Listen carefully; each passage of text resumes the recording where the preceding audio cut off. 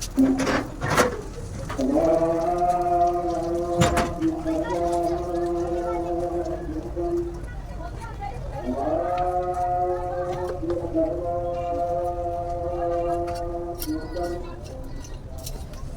वालेकुम जी, मेरा नाम हीरा वा ते ट्रेन थल्ले आ गया सी ते जो लत्त दा हाल है तुहाडे सामने।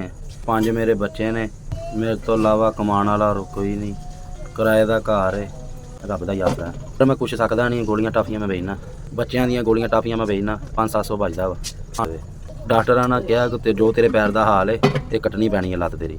2-3 मेरे लोगों ने ऑपरेशन करवाए ने ते पैर ठीक नहीं होया।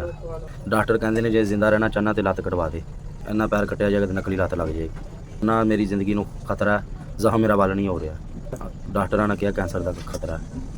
डॉक्टर ने कहा कि 5-6 महीने लग जाने ने लत्त ठीक होने तो 5-6 महीने जरूरत है पैसों की। अल्लाह तो सुहा आसरा नहीं, निक्के निक्के बच्चे ने मेरे, तो मैं डिगदा टैंदा बाहर चला जाना, 500-600 कमा लेना। मैं लत्त का ऑपरेशन करा के बच्चों को रोटी कौन देगा। ताड़ी मेहरबानी, मेरी मदद।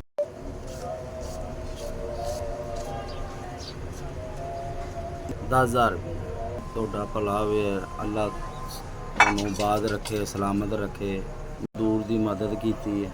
अल्लाह तुहानू सलामत रखे, खुश रखे, बाद रखे। 10,000 दे के तुसी मेरा भला किया। अल्लाह तुहानू ढेरों ढेर तरक्कियां खुशियां देवे। अल्लाह तुहानू इंज ही देंदा रहे, तुसी माड़े मस्कीनां ते करदे रहो।